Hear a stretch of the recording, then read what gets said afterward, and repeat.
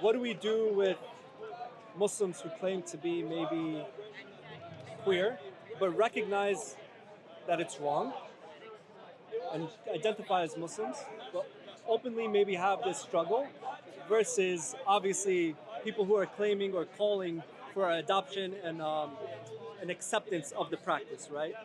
How do we as Muslims maybe navigate those waters? And this is just a thing that I've been asking myself. And current times right now. Current times, you know what I mean? How do we manage to speak about these? It's interesting, and it's not easy, it's difficult. Right. So the thing is, you raise two different types of people. Right, exactly. Yes. So there is one thing where you do something that you recognize to be wrong, morally. Correct. Because we have to make a distinction between legality and morality. Correct. Just because something is legal, it doesn't make it moral. Yeah. So schools should be teaching, they teach legality. This is what is allowed in our society. But they shouldn't be teaching morality, because that comes from your view of the world and how we are as, we're Muslims. Someone could be a Christian or a Jew, they would have different views on morality. Or you could be an atheist, and your morality is whatever the society deems to be okay, you follow that. So in terms of the person who accepts that what I'm doing is immoral, whatever that action is, and they're struggling with this, then this is really between them and Allah, as long as it's private. Yeah, not advertising it. Not advertising it. So if you're, and we could take that for any sin, alcoholism, whatever you're talking about, porn addictions and anything, it doesn't change. Even with this sort of LGBTQ thing, if that's your personal struggle and you're struggling, and I've met two Muslims who were, they had homosexual tendencies, and one of them was, able to sort of control that desire, be sort of leading what we would consider to be a normal Islamic life. And I met another Muslim who's not able to control it. And I was quite surprised, because after years of interacting with them, I saw them in this, and I was like, I'm very surprised to see you like this. And what they said was very profound for me. You mean you knew them before? I worked with them. I worked with them. Or were they always out the closet? They were never out of the closet. Okay, interesting. So, interesting. In fact, very devout, reminding me to pray, telling me where the local masjid is, lots of positive things. We get this in Pakistan, bro. And then I saw the person who was, then I saw them happen to be dressed in a certain way, and I thought, surprised to see you like this. And they explained the situation. And I said, and my question was, how do you reconcile this with your Islam? That was my first question. And what he said to me was fascinating. He said, look, I'm not saying that this is right. And what he meant was morally right. This is something I struggle with, and I pray to Allah that He forgives me. Now, in that situation, what more do I want? What more do I want? So that's a different thing. I would, as long as this is not public and in the sense that he's sort of promoting this, and I would have no issue with that at all. I'm not saying that it's right. I'm saying it's between him and Allah. When it comes to people who say we need to change Islam, that's a different thing entirely. Because what you're saying is that I'm a better judge of what's moral than Allah is. And that's problematic. And probably would, I'm not going to takfir anyone, but probably would have serious implications for your Islam. 100%. Okay? Now, when it comes to our children, because they're the ones, because we're pretty old, but they're going to face the brunt of this, and they're facing it all the time. It's what my parents worry about their grandchildren. Absolutely. They don't care about themselves. So in that scenario, I think the key thing here is that our children should know that we don't treat anyone disrespectfully. Yeah. We're not harming anyone. We're doing it, but we know who we are and where we stand. And that's something that comes from the home. We have to inculcate this into our children. It doesn't mean it's going to be easy. It doesn't mean they're not going to have difficulties. I know lots of families who are now homeschooling their children. Yeah. I sit down with my kids and we have discussions about this all the time. Or go backyard, go back home. Which is probably not a good thing. Because anything that's sort of forced, as soon as you think that everything's fine, but actually it's like a wound spring. As soon as there's a bit of freedom, they will. And I've seen this when I was at university. You see the kids who suddenly there's no parental oversight and they just go crazy. And it's because it's been forced on them. It wasn't internalized. They didn't believe it. And that is our fault. If we're doing that to our kids, where as soon as there's a bit of freedom, they're off on the wrong tangent, then we've not done the right thing by them. May Allah make us good parents. May Allah protect our children from the fitna. But it's not an easy thing to navigate. But the question I would like to, I've not really had many conversations about this, but I think the way to go about the conversation is the first question should be, when you're having a conversation along these lines with someone who has an opposite view, is, am I allowed to disagree with you? Interesting. Or Set the express our foundation. views on this, because I think it's fair. Sure. Our views. Let's say first you're gay, and then you discover Islam. But before you give your view, gotta establish you need to establish the principle. Yeah. Am I allowed to disagree with you? They say no, then It's over. And- There's no conversation. No Because at the moment, what happens is, as soon as you speak on this, you're getting cancelled. People are, So if I'm not allowed to disagree with you, then there's no conversation to be had. That's a great point. especially I think I think the LGBT community. I think in Islam we were discussing it. We would accept if you're a Muslim and you believe in Islam, you know this is wrong and this is your own personal struggle. Whereas LGBT, leave that all behind. You're LGBT. There's no religion, and I feel that they've pushed that a lot. They don't push the, it's like no, forget Islam. It's bad. It's backward. It's whatnot. Well, Be with us. yeah. Now it's gonna happen. Some children may turn out. Okay, I mean, what are this you going to do? is- this is really are you going to say you can't be Muslim, or you can't be my son, or you can't be No, this? so the question for the scholars is, what things take you outside of the religion? Right. Okay, and then we're not qualified to say to someone these. 100%. So the callers need to clarify this, and I think it will be along the lines of whether you regard something to be moral, against Allah's wishes, or not. I think that this is going to be one of the key factors. But this is not a question for us. Right. We as a lay people, we cannot go around telling people, oh, you're off the deen, you're off. Because this person may struggle for 1 year, 2 years, 10 years, and they may come back. Yeah. No. But we may be the person that shuts them out. And you never want to be. So even with this gentleman here, ultimately, I don't want to be the reason for him not to be interested in Islam. If he walks away with a positive, so the sister was very, very stiff, and Okay. by the end she was smiling, and she was, and I think it's really important. These things are very important. I like him. I agree. So I know maybe not a direct answer. No, but sort let of- me also follow it up, because here's what I'm seeing as well, is that there's a growing impetus for young Muslims Promoting. to want to be, I guess, for lack of a better term, woke and supportive of what's becoming Gay rights. secularly acceptable. Okay. Now, is there a space for us to? Let me lay it down this way. Is there a space for us as Muslims to be able to support up to a degree before we get canceled by our own religion? For example, what do I mean by that? I mean, can we stand arm in arm on the basic principles that we as humans are afforded human rights, the right to living, the right to, make your own living, the right to housing, the right basic human rights, but stop at, I don't accept this practice. I see young Muslims struggling. How can we support them without being discriminated against? But what they end up doing is they take everything and saying it's all acceptable, and we should be accepting Support everything. who? Support The great LGBTQ community. So This is what I find young Muslims struggling with, is they want to see an equality in at least this is what I'm assuming and I'm hoping is the case of why there's such an adoption from young Muslims to want to embrace the LGBTQ community, is that they see them as human beings, but where they err is that they end up saying, okay, we see them as human beings, and who are we to judge on what they're doing? Let's accept them for who they are. I'm saying I think it should be, we accept them as human beings. They should have human rights. They should be able to exist. But Should be able to be, but we don't adopt and accept the act. We say we disagree with it. What would you do to someone who's drinking alcohol? Same thing.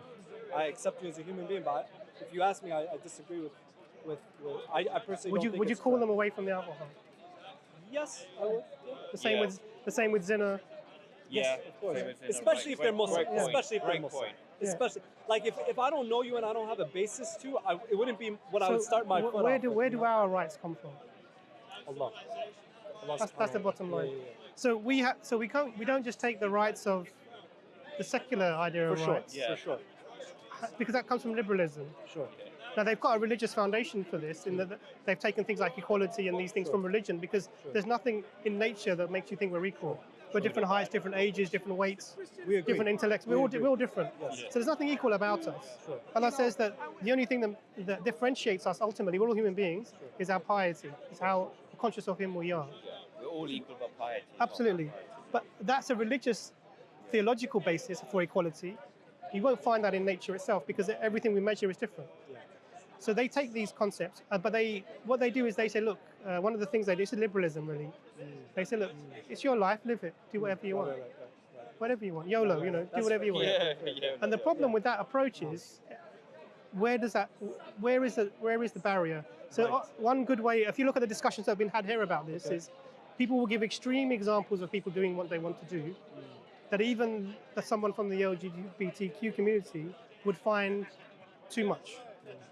Like, you know, incest is often brought up. Yeah, it's just brought up. Or maybe intercourse with someone who's on a completely knocked out, unconscious, they will not remember, feel anything.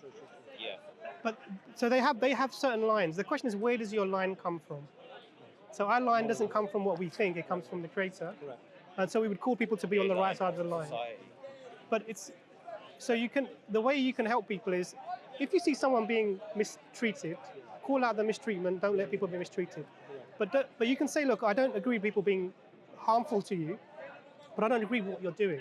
Absolutely. You have to make that. So it's about being confident in your own 100%. position, and allowing there to be justice in the sense that people can't be unjustly treated. And also remember, we're in a secular society. We cannot impose our things on other people, but we need to have firm foundations for our youth, so they know where they're going. This is gonna. I'll be honest with you. In my view, this is imploding. Because this is imploding. You can't even. I mean, homosexuality is at risk from this, because if there was, imagine this, you have two men. One is they're both homosexual. They find the opposite sex attractive, but one identifies as a female. Is the other man now no longer homosexual? Yeah, correct. Because you are actually a woman. Gender-wise.